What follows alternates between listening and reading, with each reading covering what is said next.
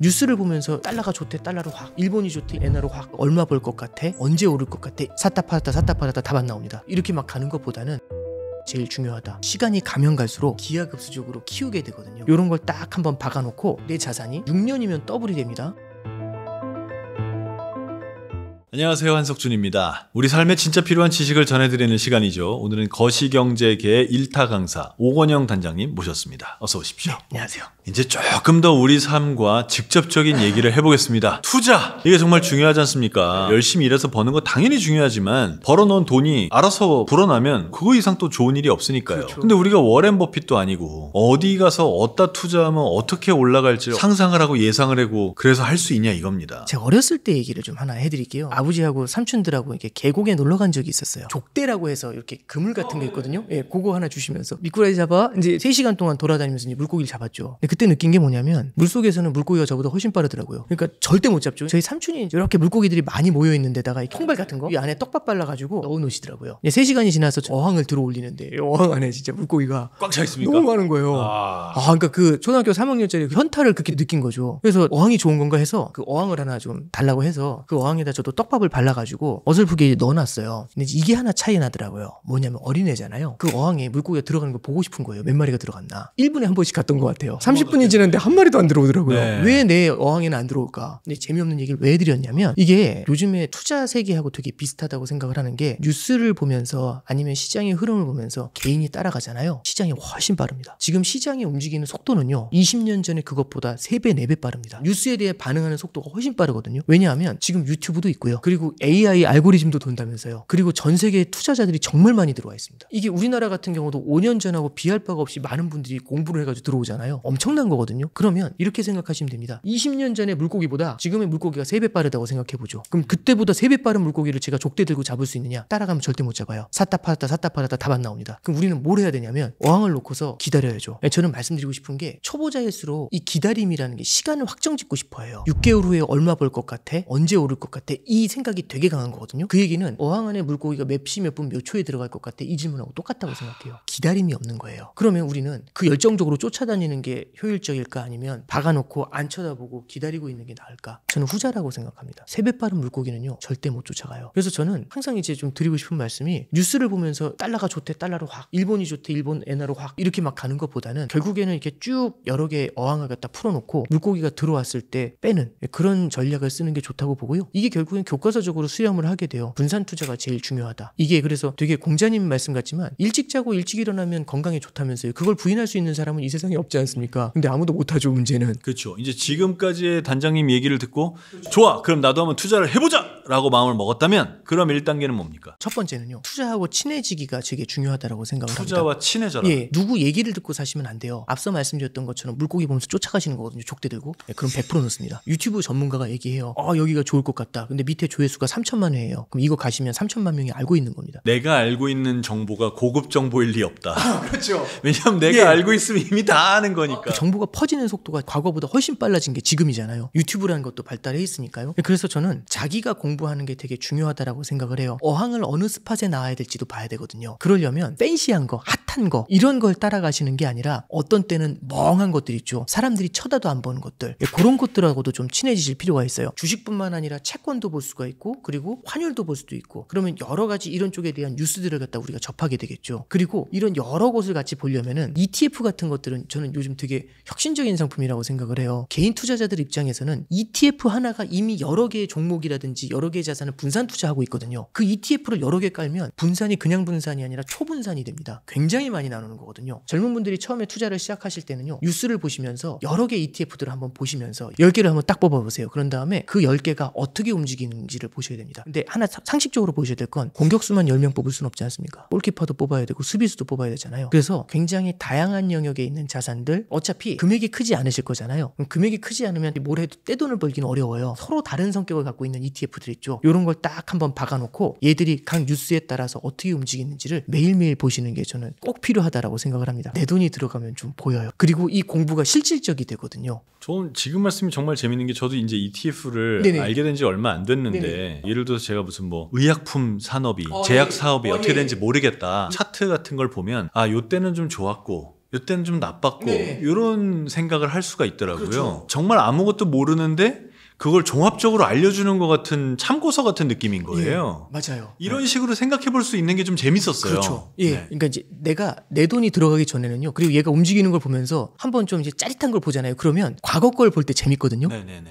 내가 관심이 생겨야 이 사람의 과거가 궁금한 거지. 관심도 없는데 이 사람의 과거를 얘기하면 이렇게 되고 듣기 싫거든요. 실제 투자를 해봐라. 이제 이런 말씀이고요. 그럼 이제 바로 반론하시는 게 그러다 손실 나면 어떡하냐. 근데 금액이 크지 않으면 손실 나잖아요. 그냥 수업료라고 생각하시면 되는 것 같아요. 학원비? 그래서 저는 일단 ETF를 하나씩 삽니다. 하나에 뭐 10,000원에서 50,000원 사이거든요. 30% 떨어져도 15,000원 날아간 거잖아요. 그 대신 그게 숫자가 나오잖아요. 너 지금 마이너스 30%야. 좀 더 직접적으로 확 느껴지는 게 있더라고요. 그렇죠. 그거는 누구한테 풍문으로 들었소이다 이게 중요한 게 아니고요. 내가 한번 체험해보는 게 되게 중요하고 그거는 미래에는 보다 큰 금액을 투자할 거니까요. 굉장히 값진 수업료? 저는 그렇게 생각합니다. 진짜 주식 투자를 처음 해보는 사람이 정말 문제가 될 때는 3,000원 빠졌을 때가 아닙니다. 3,000원 올랐을 때입니다. 그때 이렇게 하면 오르는구나 라고 생각하면 되는데 보통 아유 이 쫄보야 그때 그냥 한 1억을 넣었어야지. 그래서 그 다음에 이제 많은 돈을 넣고 망하고 이런 일들이 생기더라고요. 그래서 1, 2년 정도 한 사이클 정도는 연습을 하고 본 레이스에 들어오는 게 훨씬 중요해요. 얘는 왜 올랐는지 얘는 왜 떨어졌는지를 일지를 써보시는 것도 되게 중요해요. 그 주장이 맞는지 틀리는지가 중요한 게 아니고 나는 이렇게 스터디를 해봤어 라고 하면서 내용들을 좀 써보시면은 정말 좋은 스타팅 포인트가 되지 않을까 그렇게 생각하고 있습니다. 어떤 뭐 기가 막힌 종목을 하나 찾아서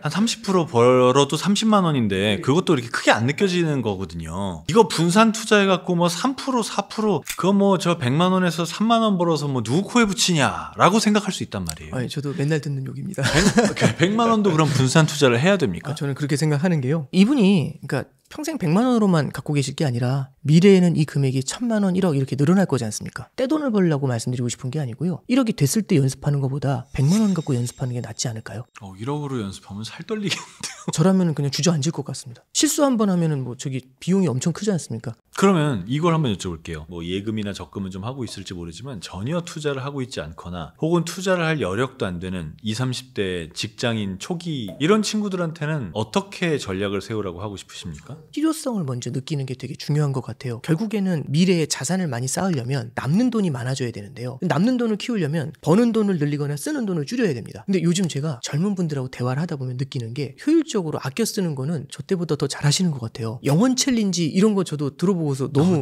놀랬거든요. 와, 이런 것도 하시는구나. 그래서 쓰는 걸 줄이는 것도 되게 중요하지만 그만큼 버는 것도 늘려야 되거든요. 그럼 돈을 버는 거는 두 가지가 있습니다. 첫 번째는 급여죠. 근데 자기개발이지 아무리 그래도 월화수목금토일을 다 일할 수는 없지 않습니까? 쉬어야 되잖아요. 근데 두 번째는요. 투자는요. 돈이 돌지 않습니까? 되게 중요한 표현이 하나 있습니다. 월스트리트. Money never sleeps라는 단어가 있습니다. 돈은 잠을 자지 않거든요. 계속 돕니다. 예를 들어서 예금이나 채권 같은 걸 해요. 그럼 채권에서 이자가 나오죠. 주말에도 토요일, 일요일에도 그 이자가 계속 붙어요. 돈은 쉬지 않거든요. 자산시장도 마찬가지입니다. 에브리데이 움직이면서요. 에브리데이 이자가 붙어요. 저는 이제 말씀드리고 싶은 건 저는 쉬지만 내 투자 포트폴리오는 일을 하는 게 되게 중요하지 않을까요? 많은 분들이 6% 투자 수익률, 3% 투자 수익률 이런 것들을 볼 때 그러면은 100만 원 넣으면은 6만 원 번다는 얘기네? 6%면? 근데 그게 되게 의미가 있거든요. 요즘 뭐 많은 분들이 아시는데 72의 법칙이라는 게 있습니다. 72를 금리로 나눴을 때 나오는 숫자 이게 내 원금을 2배로 만들 때 걸리는 시간이겠죠. 예를 들어서 이자율이 6%면 그렇죠. 12년 걸리면 2배가 된다. 그렇죠. 내 이거죠. 자산이 2배가 되는 거죠. 72 나누기 6해서. 그게 이제 복리를 머금어서 가는 건데 예를 들어서 금리가 12%잖아요. 그러면 내 자산이 6년이면 더블이 됩니다. 급여가 6년마다 더블이 되면 꽤 빠른 거 아닐까요? 그런 회사 없죠. 그런 회사가 없죠. 근데 그게 또 일정 레벨로 올라오면 더블이 되기가 훨씬 힘들어지지 않습니까? 근데 예를 들어서 매년 12%씩 수익을 낼 수 있다면 6년마다 더블이 되는 겁니다. 근데 12%는 너무 부담스럽다. 6%면 12년마다 계속 더블이 되는 거고요. 얘는 은퇴를 안 합니다. 주말에 쉬질 않고요. 머니네버 슬립스가 복리라는 것하고 붙어버리면 급여소득보다 훨씬 더 파워풀한 게 될 수가 있거든요. 이 복리의 이익이라는 말이 사실 투자책은 거의 다 나오는 것 같아요. 근데 그 부분이 저게 뭐 어쨌다는 거야 라고 생각이 될 수 있거든요.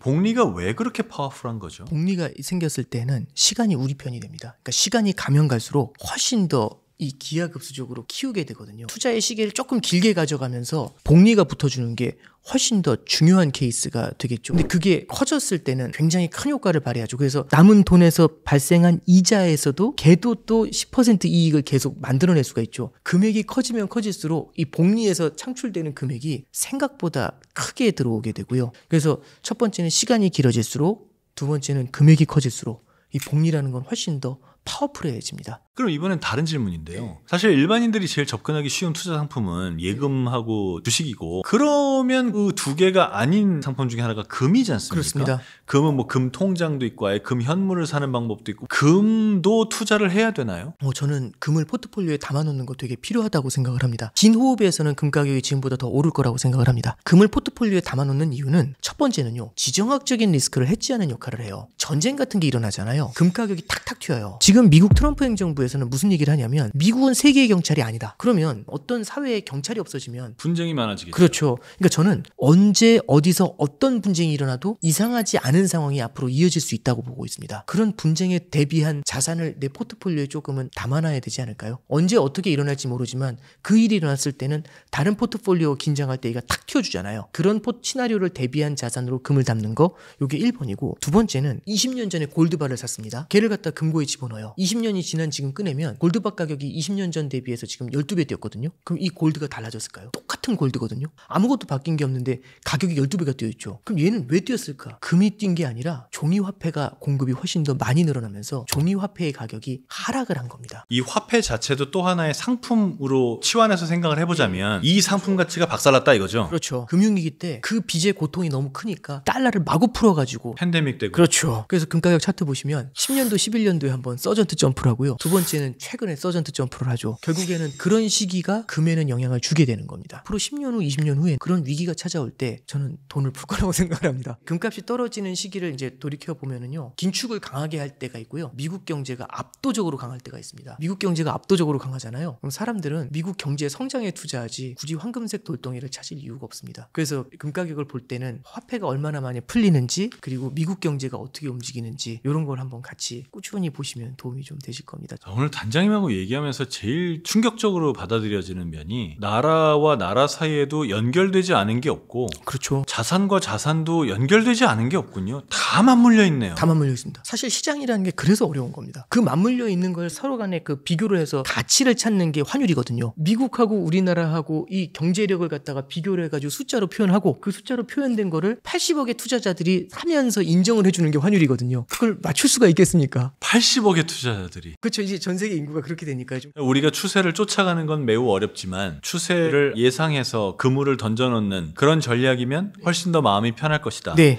굉장히 많은 주변 사람들의 이런 충고가 있습니다. 주식 같은 거 하지 마라. 우리나라는 부동산이다. 아, 예. 이 부동산 불패는 거의 신화더라고요. 이거는 계속 갈 거로 보십니까? 제가 부동산 전문가가 아니라서 조심스럽긴 한데요. 이 부동산에 대해서 사람들이 갖고 있는 시각하고 주식에 대해서 갖고 있는 시각을 하나 말씀드리면, 부동산은 사실 사고 난 다음에 거기 들어가서 살잖아요. 그러면서 이게 오늘 올랐다 내일 떨어졌다 이렇게는 안 보지 않습니까? 오늘 우리 집 가격이 0.7% 올랐어 이런 말씀하시는 분은 없고, 부동산에 대해서는 둔감한 모습을 보이는 경우들이 많죠. 그러니까 주식은 일주일 만에 팔고 나오시는 분들 있지만 집을 일주일 만에 팔고 이사 간다고 하면 미쳤다는 얘기를 하지 않습니까? 그래서 저는 약간 좀 부동산이라는 거 투자 자체가 롱텀하게 바라보는 시각이 필연적으로 생긴다라는 게 첫 번째인 것 같고요. 두 번째는 애플 주가가 오를 것 같은데 나는 애플 주식이 없다, 요거 하고요, 집값이 오를 것 같은데 집이 없다, 이거하고는 느낌이 좀 다르지 않습니까? 애플 주식은 없어도 살지만 집이라는 거는 어떻게든 삶에 당연히 직결이 돼버리지 않습니까? 무언가 집값이 올라갔었을 때 내가 심리적으로 코너에 몰려서 좀 비싼 가격에 나중에 따라가야 되는 그런 실수를 해야 되는 가능성이 주식에 비해서 더 민감도가 높다라는 생각은 좀 들어요. 그래서 이제 저는 하나 말씀드릴 게, 부동산이라는 거는 한 채는 내 집 마련을 하는 거는 맞는 것 같아요. 특히 집값이 오른다는 공포가 크게 찾아오게 되면은 어떤 때는 부동산을 상투를 잡아버리는 실수들을 할 가능성이 더 높아진다라는 거죠. 내 집 마련이라는 게 내 재무 목표 중에 굉장히 중요한 한 축이 된다, 요거에 대해서는 저는 절대적으로 찬성을 하는 편이고요. 마지막으로 하나 더 말씀드리는 거는, 영끌이라는 걸 좀 바라봤을 때 저는 이제 주식도 비슷하다고 생각합니다만, 영끌은요 결국에는 빚이 많기 때문에 금리에 대한 민감도가 되게 높고요. 이자 지출이 꾸준히 나가요. 만약 이렇게 되면은 부동산을 산 다음에 가격이 계속 오르는 게 아니라 주춤하게 옆으로 기기만 해도요 되게 부담스럽습니다. 왜냐면 이자는 계속 나가니까요. 이 영끌이라는 거는 계속 부동산이 올라야지 심리적으로 안정이 되거든요. 물론 장기적으로 더 좋아진다 이런 것에 대해서는 저도 공감하는 부분이 있지만 이런 시나리오를 따라가기에는 당장 눈앞에서 너무 헉헉대는 문제가 생기거든요. 이 심리적으로 굉장히 쫄리게 되면은 되게 좋은 걸 샀음에도 불구하고 실수를 할 가능성이 굉장히 높아지게 됩니다. 그러면 연금에 기대해서 노후를 맡겨도 괜찮을까요? 연금이 여러 가지 연금이 있을 거지 않습니까? 국민연금도 존재할 거고 이 국민연금에 대해서도 굉장히 다양한 얘기들이 오가고 있지만 미래의 이 국민연금이 어떻게 될지는 아무도 모르는 걸 거고요. 연금이 얼마를 주는지는 불확실하지만 미래에 늙어서 연금이 필요한 거는 사실이지 않습니까? 확실한 거지 않습니까? 그러니까 저는 불확실한 거에 주목한다기보다는 확실한 거에 대비하는 게 더 중요하다라고 생각을 하거든요. 그럼 이게 개인이 연금을 어느 정도 준비하는 게 되게 필요하다고 생각하고요. 너무 저축형 상품들로만 넣는 것들보다는 길게 보면서 들어가는 뭐 IRP 같은 것들도 있을 거고 연금 펀드들도 있을 거고 투자용 상품들을 좀 담아놓으면 세제 혜택이나 이런 것들이 일반 상품하고 조금 더 다르게 적용이 되거든요. 그래서 연금 전용 상품에 투자를 좀 이렇게 깔아 놓는 게 필요할 것 같다. 연금 투자는 주식으로 투자를 하더라도 일반 투자하는 것보다는 조금은 더 길게 보시는 경향들은 확실히 있는 것 같아요. 조금. 이건 내 연금이다 그렇죠. 생각하면. 그리고 이제 뭐 단기로 마이너스 나고 아유 자 10년 후에는 좋아질 거야. 그러다 보니까 관용의 포인트 일반 주식 투자에 비해서는 확실히 높다라는 걸 좀 느껴요. 그래서 연금 자산에 대해서는 개인이 자체적으로 준비하는 게 필수라고 생각을 하고요. 그게 머니 네버 슬립스하고 제일 잘 워킹할 수 있는 포인트가 된다라고 생각합니다. 그래서 그런 데에다가는 주식이라든지 금과 같은 자산들을 마찬가지로 좀 담고 가시는 것들 저는 좀 중요하다고 봅니다. 위기의 역사라는 책을 쓰셨습니다. 위기에 이런 식으로 극복을 해나가고 위기에는 어떤 상품에 투자를 했으면 좋겠고 이런 건 조금 생각이 들어요. 근데 네네. 동시에 이런 위기가 그래서 또 온다고? 라는 걱정도 들거든요. 올까요? 누구도 모르는 건데요. 근데 제가 이제 위기의 역사라는 책을 쓸 때 과거에 있었던 큰 위기들을 몇 개를 좀 분석을 했어요. 첫 번째는 외환위기를 봤고요. 두 번째는 금융위기를 봤고 세 번째는 코로나 사태. 그 위기들을 보면서 공통적으로 좀 느꼈던 게 있어요. 위기가 찾아오기 전에는 그 위기가 올 거라고 생각하는 사람들이 별로 없었더라고요. 말씀드리고 싶은 거는 한 번 왔었던 위기의 루트가 있죠. 그 위기의 루트를 하도 뒤어봤기 때문에 사람들이 거기에 대해서는 정말 철저하게 대비해요. 그 시나리오는. 그래서 그 루트로 똑같이 찾아오지는 않더라고요. 변해서 오는군요. 그렇죠. 변해서 오는데 방심했던 곳에서 터지더라고요. 예를 들어서 외환 위기 때는요. 우리나라 수출은 계속해서 좋을 거고 엔화는 계속 강할 거야 라고 생각했는데 엔화가 순식간에 약세로 돌면서 우리나라 수출이 확 주저앉았던 겁니다. 그러니까 우리나라 수출이 계속 잘 되면서 달러를 많이 벌 거라고 생각을 하니까 달러 빚을 늘려서 사업체를 늘려놨던 거거든요. 근데 갑자기 장사가 안 되니까 빚은 냈는데 장사가 안 되면 그냥 훅 주저앉아 버리지 않습니까? 그게 외환위기였던 거고 되게 방심하고 있는 곳들 있죠. 그런 곳으로 찾아온다는 게 1번이고 방심을 하잖아요. 그럼 많은 사람들이 안심을 하고 있기 때문에 돈을 빌려서 투자를 많이 해놨습니다. 그러면 빚이 많거든요. 근데 문제가 위기라는 건 저 혼자한테 찾아오는 게 아니라 모두한테 동시에 찾아오더라고요. 갑자기 달러를 살려고 몰려간다든지 무언가 그 패닉이 한순간에 찾아오게 됩니다. 그러면서 그 위기를 갖다가 더 키우게 되는 문제가 생기죠. 그러니까 결국에는 하나의 심리적인 요인이 되게 컸다라고 봐요. 지금 훨씬 더 사람들이 똑똑해졌지 않습니까? 근데 같은 게 있더라고요. 탐욕과 공포라는 거는 이 긴 시기를 관통합니다. 이 탐욕과 공포가 위아래로 세게 작용을 하면 위기가 나타나고 그게 붕괴가 일어나고 그리고 회복이 나타나고 이게 반복이 되더라고요. 그게 인간이 만들어내는 거라고 생각하면 인간이 바뀌지 않지 않습니까? 그럼 이제 되묻는 거죠. 위기가 다시 올 수 있을까요? 그럼 저는 온다라고 생각합니다. 언제가 될지는 모르지만 그러면 우리가 위기를 대비하는 시나리오는 분명히 갖고 있어야죠. 그러니까 예를 들어 여기 뭔가 호재가 터지고 뉴스가 있잖아요. 그러면 순식간에 몰려들거든요. 근데 순식간에 확 몰려들면은 반드시 공간이 생깁니다. 소외되는 공간이. 그리고 그 소외되는 공간에 언제가 될지 모르지만 다시 채워질 수도 있지 않을까요? 요즘 보면은 많이 받는 질문이 우리나라 주식시장이 올라왔잖아요. 이제 한국 주식이 좋아지는 건가요? 이런 질문들 되게 많아요. 근데 올해 초에 2200, 300까지 빠졌을 때는 관심이 없다가 이제 들어오는 거거든요. 근데 저는 이제 그런 생각을 하는 겁니다. 이 공간에 어항이 작은 어항이라도 하나 들어가 있었다면 요만큼을 우리가 캐치업을 할 수 있지 않았을까. 그리고 올해 같은 경우는 독일에서 방위비 지출한다는 그 얘기부터 시작을 해서 유럽 주가도 엄청 올랐거든요. 그냥 한 곳에 쏠아놨던 게 아니라 이런 곳에도 마찬가지로 어항을 두세 군데만 넣어놨다면 그러면은 예상하지 못했었던 시나리오 쪽으로도 물고기를 잡지 않았을까. 그러니까 위기는 당연히 올 수 있는 거니 왔을 때 우리가 모두와 함께 박살나지 않으려면 네네. 잘 대비를 해야 된다. 그렇죠. 절대 안 올 리는 없다. 네네. 무섭네요. 안 왔으면 좋겠는데. 저도 안 왔으면 좋겠습니다. 그러니까요. 네네. 자, 오늘 오건영 단장님과 함께 투자를 그래도 조금은 쉽게 시작할 수 있는 방법, 그래도 조금은 내 인생의 친구처럼 함께 갈 수 있는 방법에 대해서 이야기를 나눠봤습니다. 여러분의 삶에 정말 큰 도움이 됐길 진심으로 바랍니다. 자, 여러분 다음 주 이 시간에 더 재밌는 소식으로 다시 찾아뵙겠습니다. 고맙습니다.